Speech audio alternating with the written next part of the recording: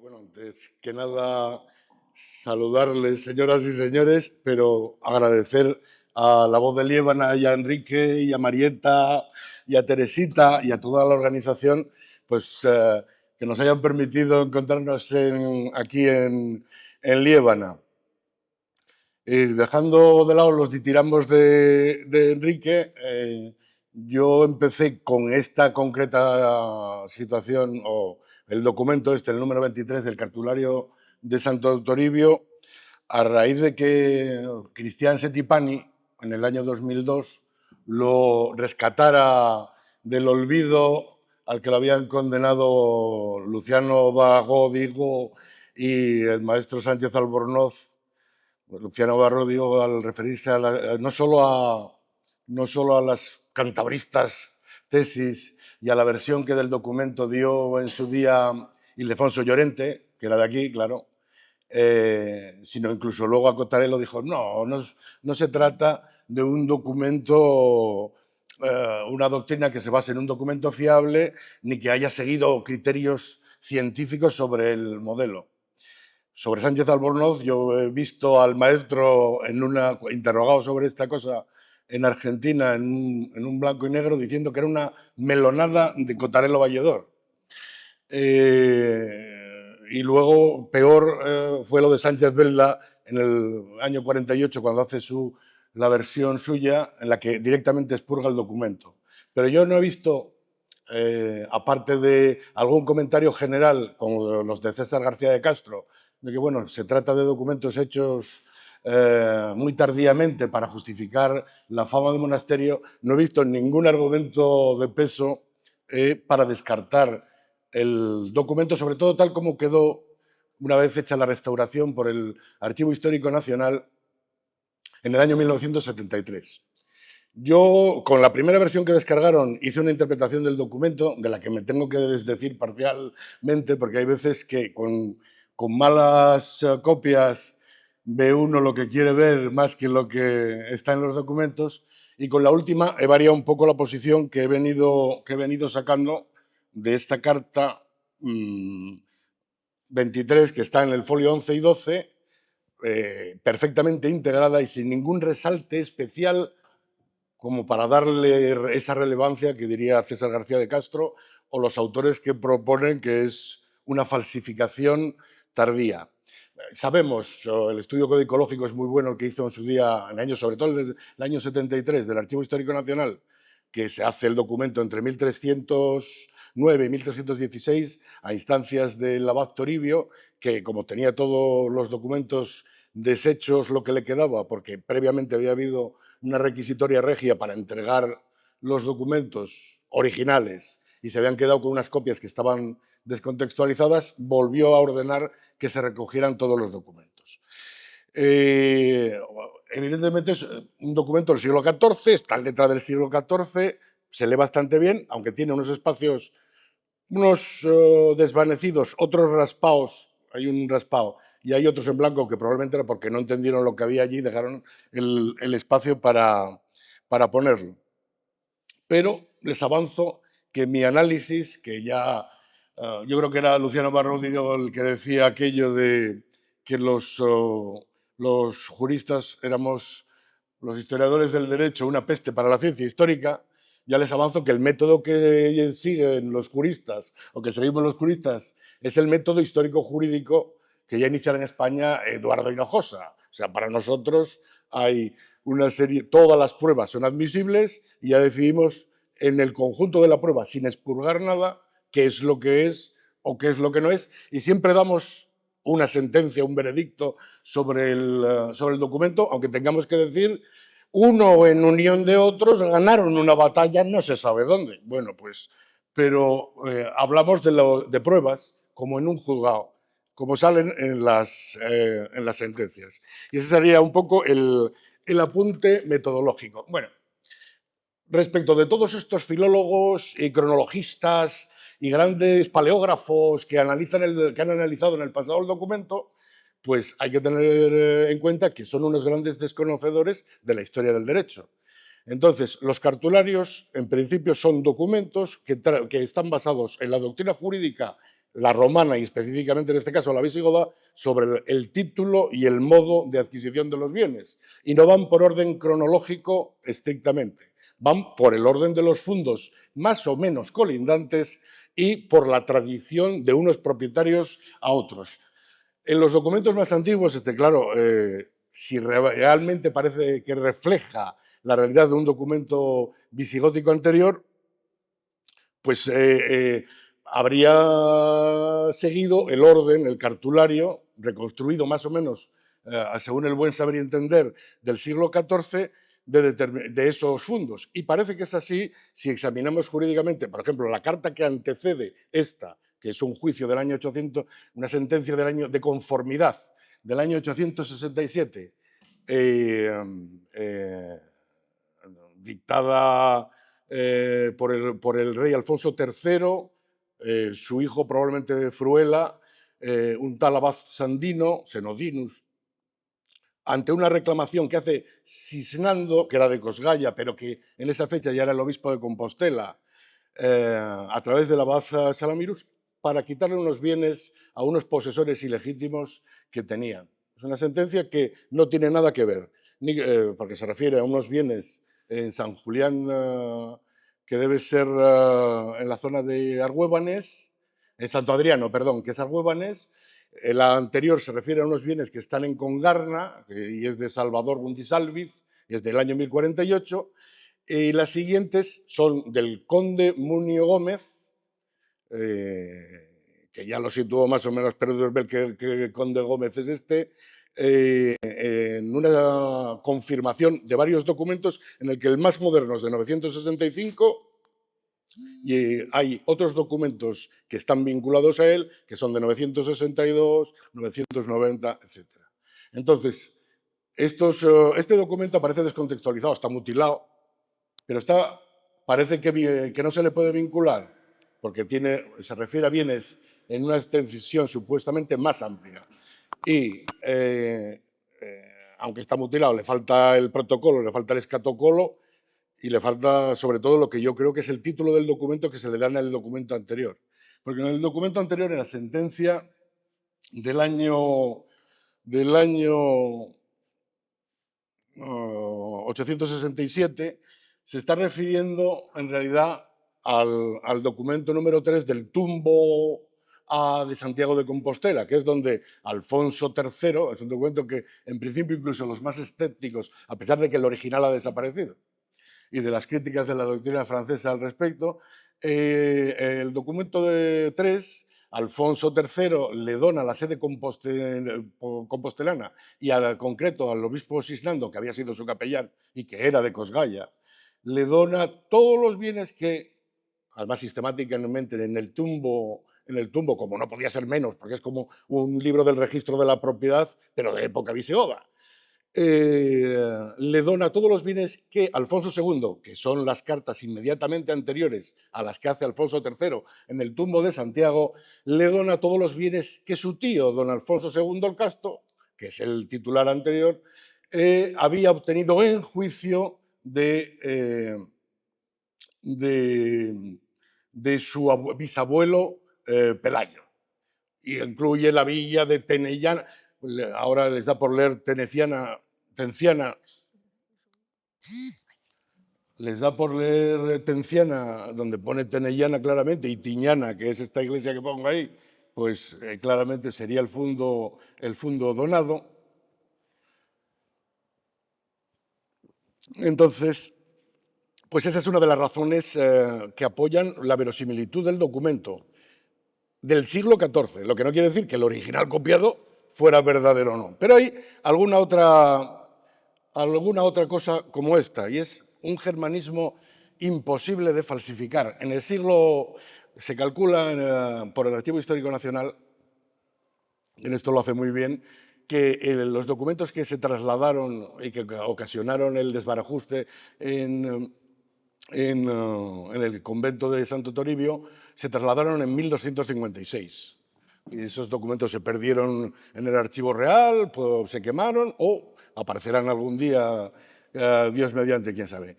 que eso sería el original, según los historiadores del archivo, el original del siglo IX, X, en el que se habían estampado estas cosas. Bueno, yo creo, en el siglo IX todavía en las crónicas nos aparece una traducción literal del godo, se traduce correctísimamente, del canon ulfilano, Ranimiros, se le traduce por Ranimir, vara de la justicia, Virga Justicie. Entonces, ahí todavía había algún inteligente que sabía algo de lengua goda. Pero si los documentos son del año 1200, no puede ser una falsificación de 1200, porque ni en 1200 ni en 1300 nadie en España, nadie lo ha acreditado, sabía nada de lengua goda. Nada de nada. Y entonces aquí aparece un germanismo, un gotismo, porque es germánico oriental y tiene poquito que ver con el germano que nos intenta hacer ver algún sabio filólogo germánico. Yo aquí leo Go con un dígrafo que es una abreviatura de Bing, Bang, Ben, Grovincia, An o Suara. Grovincia, según Ducans, es prognata o cara de cerda, o mejor que esto, se da por noble o elevado. Y Schwarzvers, en el canon ulfilano, pues es noble prominente. Y esta lectura, si fuera correcta, que yo creo que sí, pero bueno, los paleógrafos que saben más que yo dirán, pues permite deducir que el nombre no se pudo falsificar ni en el siglo XIII ni en el siglo XIV, que es otro argumento a favor, un argumento de índole científica, quiero decir, no como eso de, no, es que querían hacer una cosa de gran valor para ornar a Santo Toribio y al Lignum Crucis y encima lo iban a hacer una fundación de los reyes, de los primeros reyes godos. Bueno, no es así que el propio documento dice, con arreglo al propio Liber Judiciorum, el que revisa, que probablemente el que copió no tenía ni idea más que de copiar letras, y el que revisa, que le pone los titulillos en rojo al documento, ya pone en romance del siglo XIV, ya pone eso de carta de un hombre bueno, además no identifica ni siquiera la genealogía, que fundó muchas iglesias, mas no dice a cuál las dio, ni tiene fecha, esic numbal, que es lo que dice el Liber Judiciorum, si no tiene fecha y no tiene donatario, no es válida la escritura. Bueno, pues esa es las cuestiones de un poco de la validez. Y vamos un poco ya al documento, después de estos cursos previos sobre la validez o no del documento, que diría, las lecturas de Cotarello, incluso de Cristian Setipani, sobre los documentos, sobre el breve artículo de Sánchez Belda que expurga del cartulario el documento, o sobre la lección que hizo, no del documento del siglo XIV, porque no dispuso de él Ildefonso Llorente, sino de una copia que estuvo aquí, que Josué, que es el que más o menos siguen todos la versión de Josué, que no era paleógrafo, era periodista, hizo, pues entre la de Josué y la de Ildefonso Llorente no hacen una buena porque prácticamente no leen las abreviaturas. A Benedictus con el signo claro de... Bueno, y no está el original. Con el signo claro de abreviación, que es como un 9 invertido, lo llama Benito, a Elesinda la llama Elesnuda, y bueno, todo así. Entonces, con el análisis un poco paleográfico del documento, pues yo lo leo, creo que más claramente que Setipani, que se lía ahí y parece que todos tenían que vivían en una comuna y que todos eran hijos de todos en el diagrama genealógico. Yo lo leo como que Benedictus y Domna Elesinda tuvieron por hijos a Álvarus.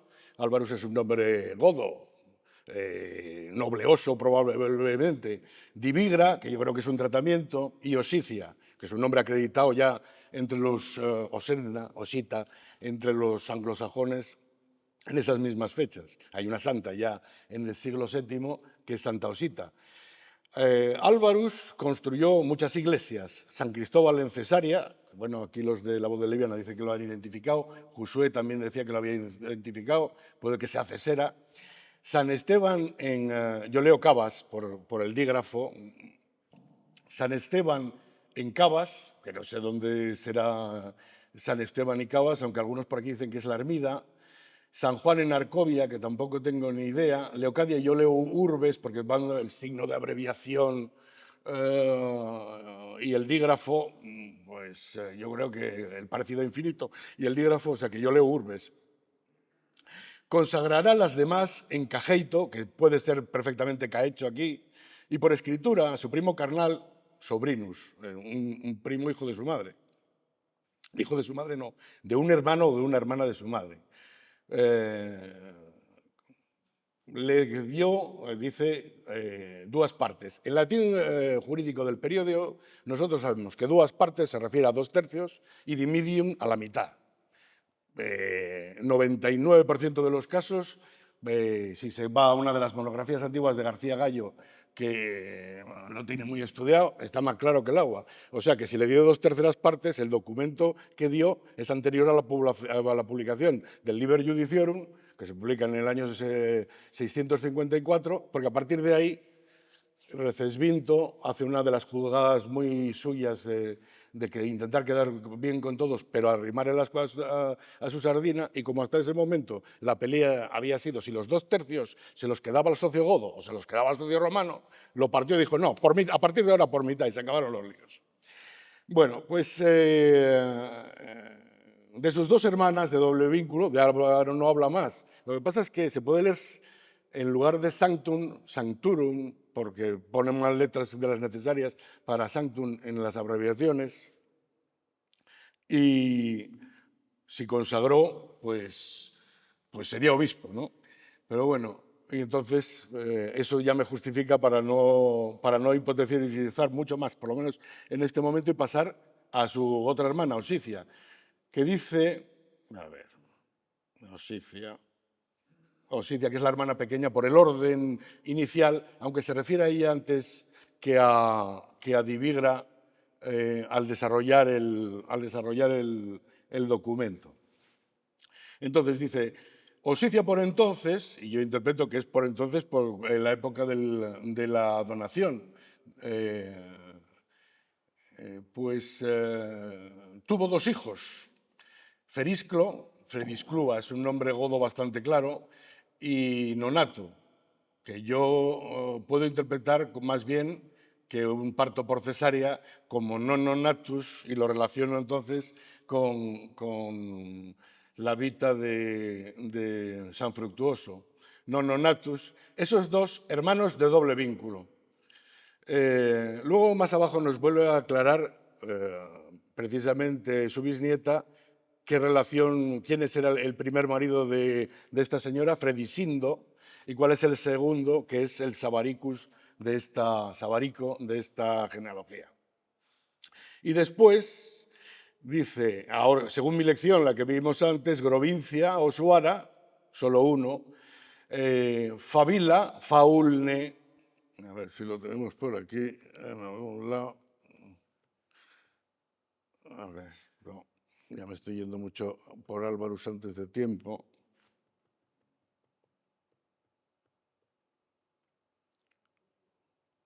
Es una fotocomposición, ¿eh? El Fabila está en un lado y el Ulne va separado en otro, pero las separaciones también en este tipo de cartularios no respetan ninguna regla tampoco gramatical nunca. O sea que solo para ver que es el Fa seguido de la abreviación por el dígrafo, LNE. Yo antes, también me corrijo sobre mis obras anteriores, yo antes pensaba que este estaba donde decía Ildefonso Llorente, pero no se le ve al hablar de los hijos de Divigra y del conde Aquilo, pero no aparece por ningún lado, y aparece otra cosa que tenemos un grave problema los de La Voz de Líbana y yo con esa cosa.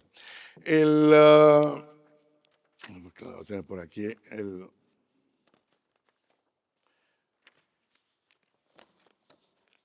Luego después sigue Gulubira, que es la misma.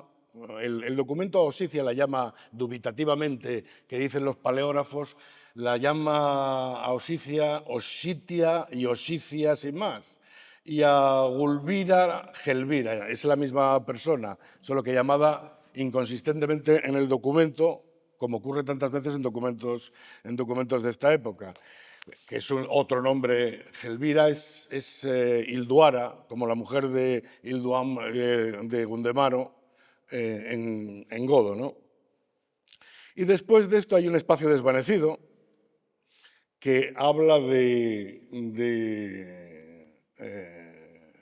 la reina, en mi interpretación, dice Berunetian, reina Goducia. Esto, Ildefonso Llorente, Josué y el amigo Sánchez Velda lo convirtieron en una especie de osenda nilona de la época, porque dijeron que era el nombre de Bereguina, Goducia, y es Berunetian Regina, y está muy claramente aquí la abreviatura Regina Godiptia o Goducia. Yo creo que aquí no es el dígrafo, aquí es una O y sería Goducia, lo que nos conduce a pensar que Divigra es un tratamiento, Divigratia regina, que aparece luego más claramente más abajo, Divigratia egregia, que está atribuido en el documento a la primera Goducia, la esposa del conde Aquilo. Y digo yo, pues será el rey Agila II. Tampoco soy el primero en decirlo, pero yo lo encuentro aquí documentado. Regina Goducia, o sea que ciertamente la reina Goducia con el conde Aquilo, Cómite Aquilo, lleva no un punto de separación, sino un punto de ablativo, que es típico en estas construcciones genealógicas. Cómite Aquilo tuvo hijos. Aquí hay otra de las cosas que me tengo que corregir. Josué, Sánchez Velda, incluso para negarlo, decían que ponía a hilo. Y yo, como no se veía muy bien en la primera copia, ¿qué tal? Dije yo, coño, Gilona, la mujer de Rodrigo, y aquí está la cosa. Pero no, evidentemente, aunque aquí no se vea mucho, es una M, un guión que está medio desvanecido y un nio que es Munio. O sea que efectivamente hay un hijo que se llama Munio, hay un hijo Nebasanu, que es nepociano claramente, hay otro hijo que es Dídaco, otro hijo que es Odo, la letra siguiente es A, que no se sabe si es Odoagrus o es Odo y luego un Adefonsus o un Ardo, y a alguien a quien yo llamé en la primera ocasión Espina, pero que bueno, es claramente CP, digo XP, o sea, Cristina. Luego la genealogía sigue.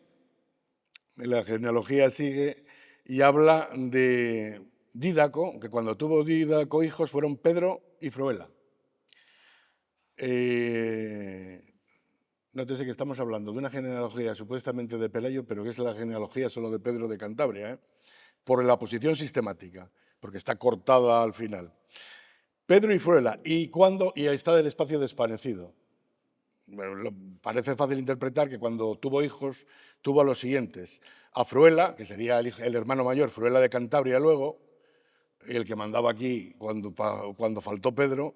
A Pedro, que todavía estoy buscando alguna documentación, pero que podría tratarse de un presbítero que firma alguna documentación en Liébana en época de Fruela de Cantabria. Y Alfonso, que sería Alfonso I. Y de aquellos hermanos por parte de Gelvira, continúa el texto, que es la parte más oscura quizás, se dice, aquí hay un espacio desvanecido o en blanco. Y luego hay un...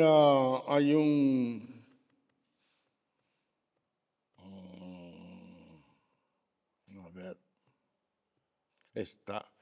El texto que viene luego es este. Aquí leyó en su día Ildefonso Llorente Comitise de Libana. No afectaría a la validez del documento porque tenemos acreditado que el tratamiento de Condesa ya se daba en el siglo V.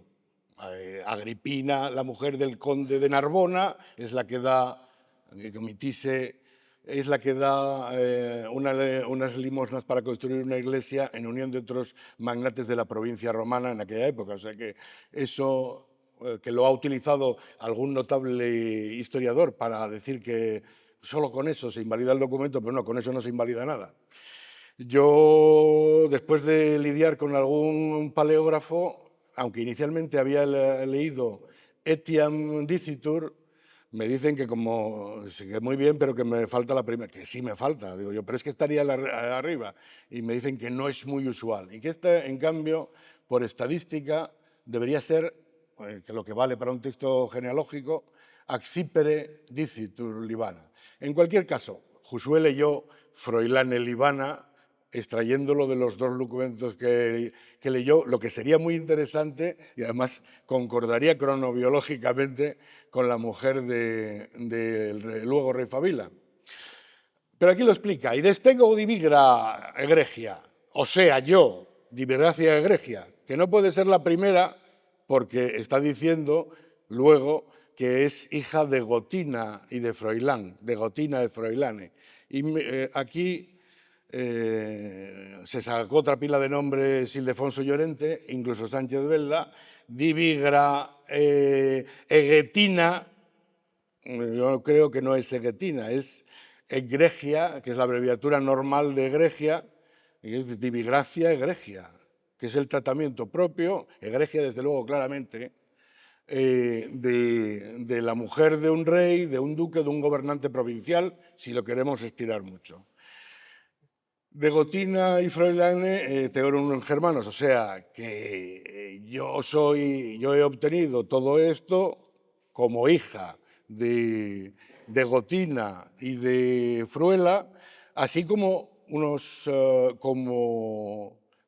como otros hermanos. Solo hay una hermana, Betina, que está expresa y lleva el signo de abreviación encima, esa parte del texto, y otros hermanos, varios, que no expresa, quizá porque eran menores de edad en la fecha de redacción del documento.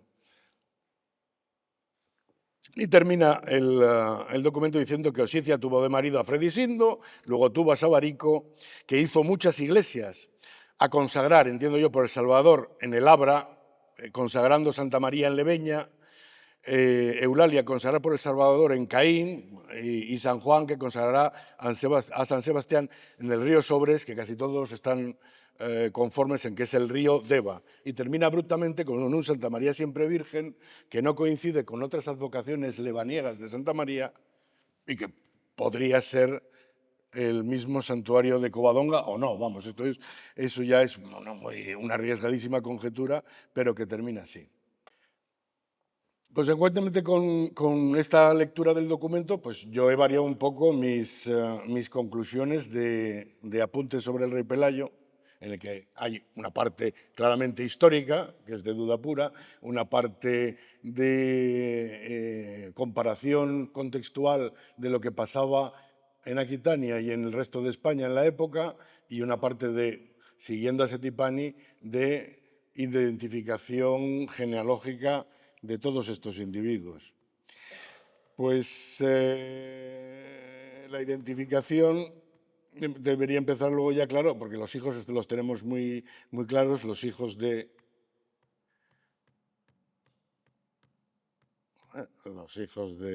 Benedicto y Elesinda son tres: Álvaro, Divigra y Osicia.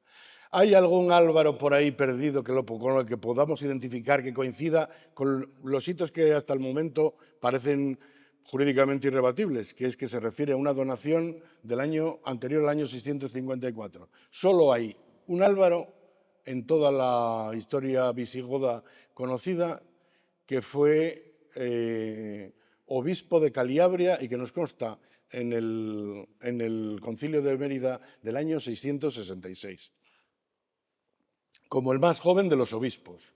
Para ser obispo en la época, según los cánones del Tercer Concilio de Toledo, había que tener los 30 años del presbiteriado como poco. Luego este Álvaro tenía que haber nacido pues si era 666, en 633 como mínimo para poder ser obispo, salvo que tuviera muchísimo enchufe, pero no es de ninguno de los casos que conocemos de los de muchísimo enchufe, o sea que pudo ser obispo con 30 años con un enchufe de tipo medio. Pero probablemente era más viejo de los 30 años. ¿Qué pasa con este Álvarus? Pues que debió morir jovencísimo de la muerte porque antes del año 675 ya nos consta el obispo siguiente de la sede de Caliabria, salvo que digamos que pudo haber vivido en otra sede de las que hemos perdido alguna cosa, como pudo ser la de Britonia, cuyo último obispo conocido es un tal Vera, o Vela, según las fuentes. Yo creo que es clarísimamente Vera de Britonia, y que podría ser incluso el padre del sobrino de Lesinda, de Bermudo. Bueno, es una conjetura, pero coincide cronobiológicamente con el asunto. Además, hay una serie, Ángel Ocejo a lo mejor no estará muy conforme conmigo, sobre las distintas divisiones históricas de las Asturias, porque el parroquial Esuego nos viene a decir que sí, que tenía jurisdicción el obispo de Britonia sobre los monasterios de aquella sede que estaban en Asturias, y los distintos límites sobre el Deva, sobre el Saja, sobre el Sella, incluso sobre la ría de Villaviciosa, que han apuntado algunos autores y que además es posiblemente que hayan ocurrido. Porque en este concilio de 666 se refiere, que además nos está hablando que hay una guerra de Recesvinto contra hostes, enemigos extranjeros, inimicus, que son rebeldes nacionales probablemente, y no hay ningún funcionario godo en la ciudad en aquel momento, que le tienen que remitir las causas a un subalterno romano, o sea que hasta el juez godo, la cosa era tan complicada que hasta el juez godo de Mérida había salido en combate, y se produce justo después de que, muertos Oroncio y Fructuoso de Braga, Recesvinto hubiera restablecido las fronteras romanas de la Lusitania, incardinando Caliabria, por ejemplo, ya en Mérida, cuando había pertenecido, según el parroquial, a la iglesia sueva, y reduciendo la iglesia sueva, lo que a lo mejor fue una de las causas del conflicto de aquel año. Tampoco se sabe, pero del texto de las actas, yo creo que las actas reflejan muchas capas de información. Cuando habla de hostes, creo que habla de extranjeros, y cuando habla de inimicus, creo que habla de enemigos locales, de rebeldes, y habla de los dos en esta guerra. ¿Pudiera ser este Álvaro? Oye, pues pudiera ser. De esta moda podríamos reconstruir un poco la genealogía del Beremundo que aparece, aunque no es lo esencial del documento aquí en Cantabria, que podría ser este Vera, casado con una hermana de Lesina, porque también he variado mi posición anterior sobre que Ella pudiera ser un eucarístico godo de Vera. No, es Alllán, es celoso de la ley, y no hay ningún caso, y en cambio sí los hay de relaciones entre el nombre de Vera y Veremundus, lógicamente un nombre a malo.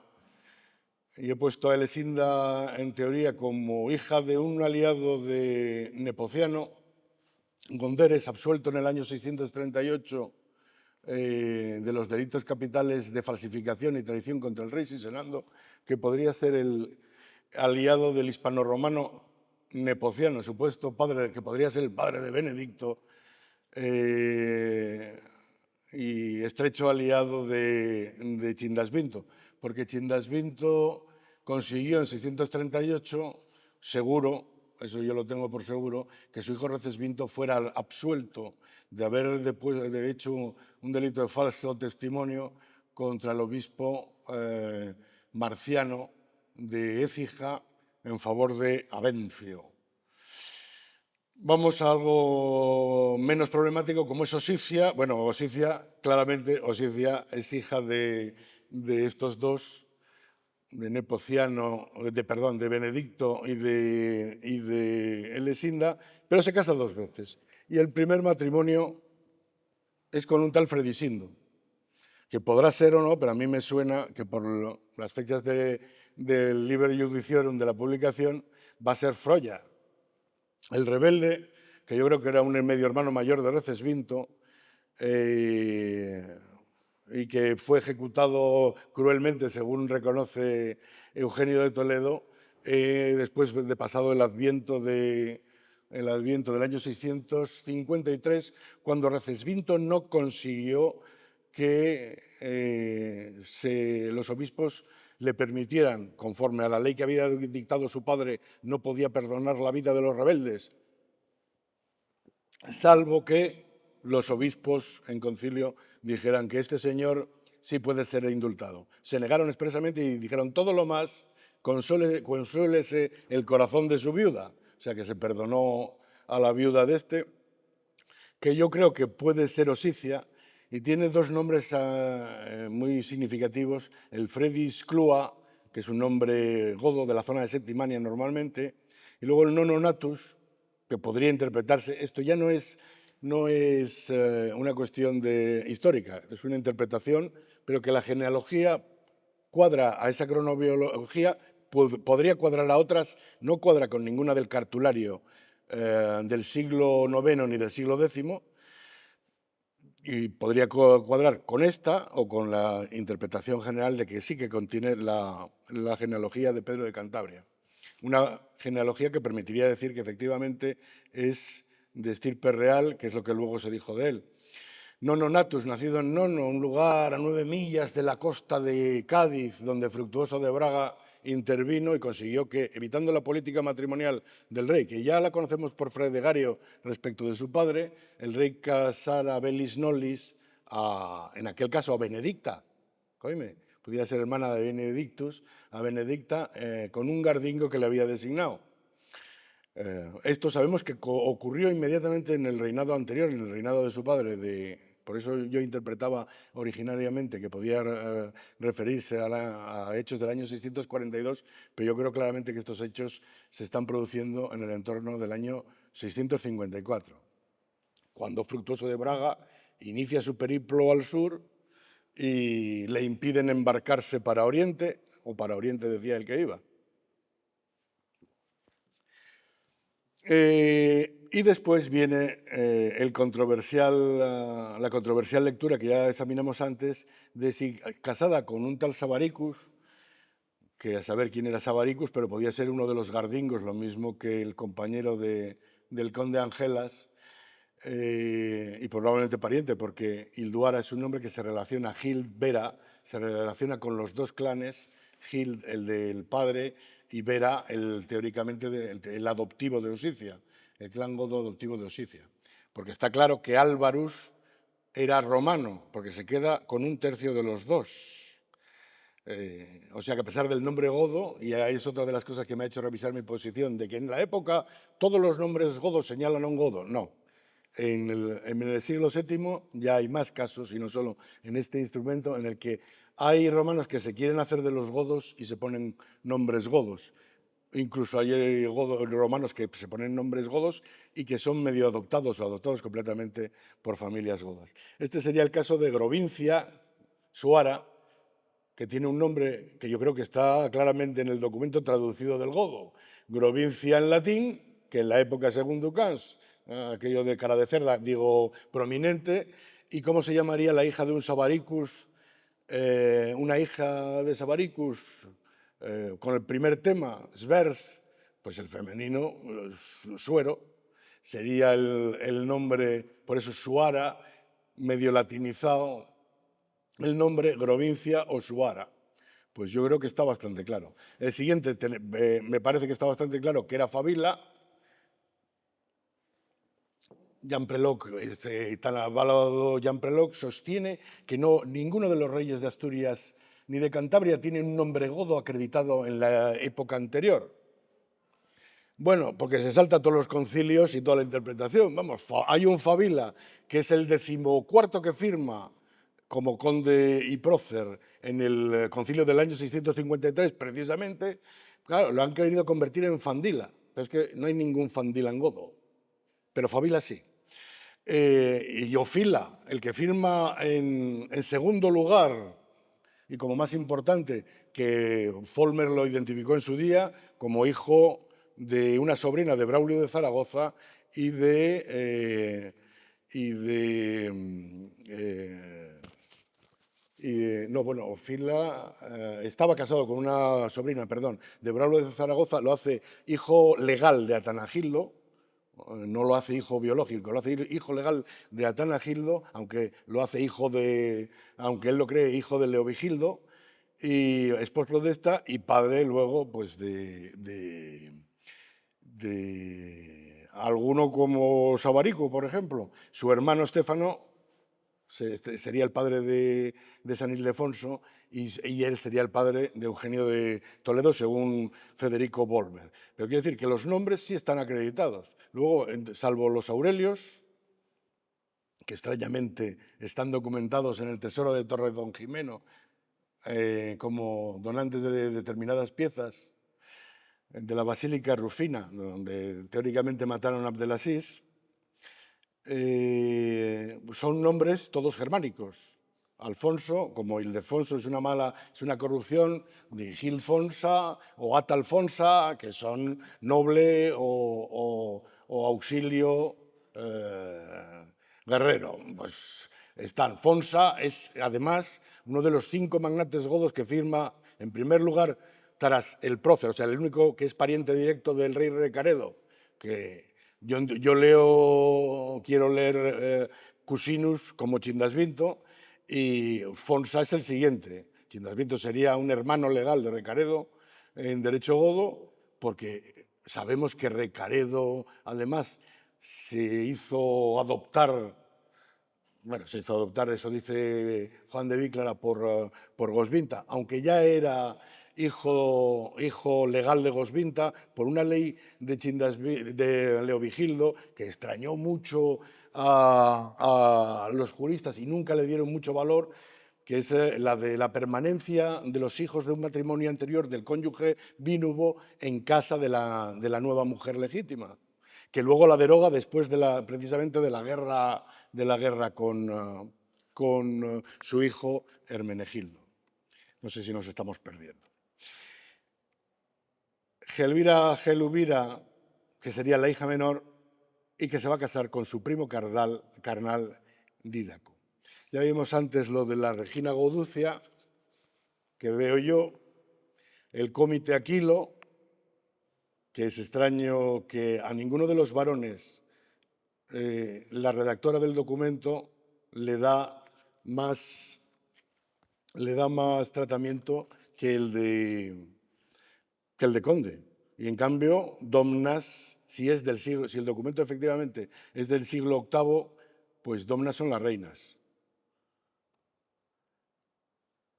Esta sería la posible genealogía del conde Aquilo, que lo interpreto como el segundo visinando del poema de Fructuoso de Braga, que sería hijo de Geila y de Domna Melo, según he identificado en otro trabajo, y sería el único hijo y el único representante de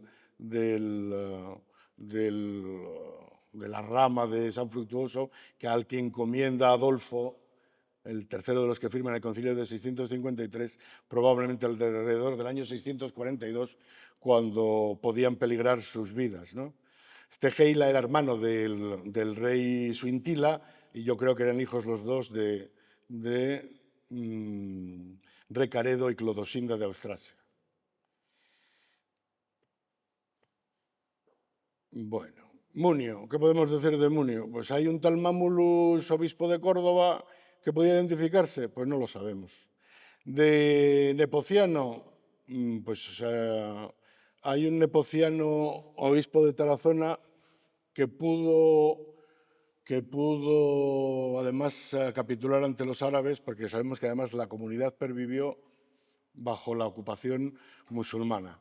Y Dídaco, que es el que se casa con su primo carnal Gelvira, o sea que tiene relaciones de parentesco con toda la realeza por los 4 costados, que sería el padre de un Pedro y un Fruela, que es el que yo sostengo que sí, evidentemente, son Pedro y Fruela no Fruela de Cantabria, un tío de él, pero a los que se refiere la genealogía por las razones contextuales que hablamos. De este Pedro, ya dije que oscuramente, con la redacción lo más fácil es interpretar que tuvo 3 hijos, Fruela, que sería el mayor, Fruela de Cantabria, que sería correy con Alfonso I, después de cepillarse a su cuñado Fabila, porque la sebastianense utiliza el mismo verbo interitum, asesinaba, para Fruela cuando lo asesina Aurelio, que para cuando el oso asesina. Claro que como no se asesina a un oso, hay alguna compañera de Oviedo que ha sugerido que uno de los Ursus que figura alojado en el convento favariense con una Gaudiosa, una Dosinda y una Aurelia sería el asesino de su medio hermano Fabila. Este es Froilán, Froilane, y esta es Gotina. O sea que Froilane, el hermano de Pedro, se habría casado con una Gotina y tendría como hijos a Froiliuba, o Liuba, y de este Libana, Froiliuna, a Betina y a varios hermanos más que no denomina. Respecto de Sabarico, Sabarico también parece que terminó siendo obispo. Esto de terminar siendo obispo en esta época está documentadísimo. En España se ha ocultado durante mucho tiempo, yo creo que porque la historiografía ha sido muy mojigata, muchos de los grandes paleógrafos eran jesuitas o benedictinos y tal, pero bueno, en Francia está documentadísimo que la mitad de los obispos venían de la vida civil y cuando llegaban a una edad provecta, pues se quedaban mandando, ¿cómo? Pues obispos. Y aunque hay algún sabarico, no coincidiría cronobiológicamente, creo yo, con este sabarico, que debió ser obispo al final de sus días. Sin embargo, si hay uno que podría coincidir y que además tiene uno de estos nombres infamantes que los escribas de uno y otro bando van deslizando en las actas conciliares, como es el Stercorius, obispo de Auca. Stercorius en latín significa contaminado por el estiércol. Y como nombre para un obispo, como que parece bastante. No es lo mismo que en el concilio de 653, cuando llaman a uno Babayo, Babila, y a otro deforme, Astalius, cuando debía ser un nombre bábilo y en godo y un Astaldus en godo, ¿no? Pues a este le llaman Stercorius, y es del grupo de los que aplaudieron al obispo de Valeria. Bueno, no tuvo el valor de ir, mandó a un representante para decir en el concilio de 683, oiga, es que he pedido la penitencia y me tendrán que relevar de ser obispo, ¿no? Porque al rey Bamba lo echaron por eso. Claro, él les puso en un compromiso y dijeron que, bueno, no, que en la vida civil opera de una forma y en la vida religiosa opera otra. Eso sí, a todos los de este grupito, pues lo llaman Mamulus, al de Córdoba, que podía ser hermano del Sabaricus y tal. Mamulus es enano ridículo. A otro Crescitarus lo llama ladrón, al de Elda. Ladrón, vamos, técnicamente es Crescitarus es el que se apropia de cosas de otro, vamos, ladrón. Y a otro lo llama calabaza. Bueno, pues todos los del grupo podemos identificar a los obispos que han sido nombrados por Bamba porque a todos los moteja. Y estaría este Sabarico que habría muerto antes del año 693, o sea que este no tiene ninguna responsabilidad. ¿Por qué parece que podría ser él? Bueno, porque cuadra cronobiológicamente con que a esa época pudiera ser ya obispo, y es de Oca, que era en realidad la capital de la Cantabria goda, o suponemos más bien, con bastante fundamento, que era la capital, por lo menos espiritual, de la circunscripción, que probablemente, aunque sé yo asturiano y me fastidie mucho, Cantabria sí fue educado y Asturias yo creo que no lo veo por ningún lado, aunque solo sea porque las fuentes dicen Dux Cantabriae, el lugar, que era lo que decía el derecho visigodo, y de los Dux Asturiensis o Asturorum. Bueno, los Asturorum no es utilizado en derecho godo para referirse a ninguna zona en ningún lado. Esta sería la división de Diocleciano, que es la que más se parece, incluiría parte de Cantabria actual, que más se parece a la que pudo restablecer el rey Hervigio en el año 681, que es donde anulan la reforma posterior que intuimos los juristas que hizo Bamba por lo de los obispados dobles como el de Aquis. De ese ejemplo particular hemos sacado la cosa general de que hubo, por lo menos en el norte, en la zona de Lusitania, en la zona de Galaecia, obispados personales dobles. Uno regido por un obispo territorial y otro por un obispo personal, que es una cosa que también se estaba empezando a dar en el Imperio Bizantino en esta época. Bueno, ahí lo dejo un poco la cosa. Este sería el mapa de la iglesia sueva según el parroquial. Aunque siempre me tiran ladrillos los nacionalistas gallegos, he de reconocer que sí hay indicios en las fuentes de que hasta Hervigio, que se lo carga